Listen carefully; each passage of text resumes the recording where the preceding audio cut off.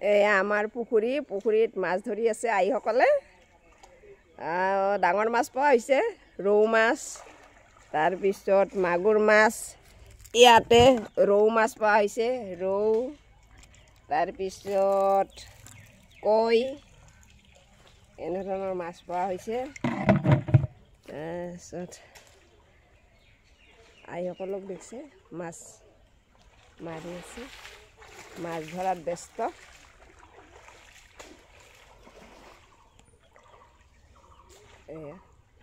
এয়া মাছ উঠাইছে।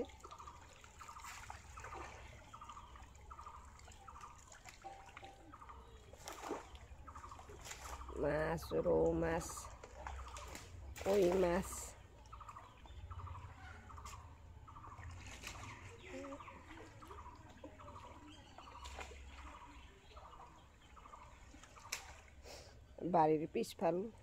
বাৰীৰ পিছফাল কাৰণে এই মানুহবিলাকে বটল-থটলবিলাক পেলাই দেই, সেইকাৰণে মাছখিনি ভালকৈ ধৰিব পৰা যোৱা নাই। আজিকালি মানুহৰ কোনো মানৱতা নোহোৱা হৈছে। পুখুৰীত যে মাছ ধৰাৰ কাৰণে তলত নামিব, সেই বস্তুখিনিও মানুহখিনিয়ে ভাবি নাচায়।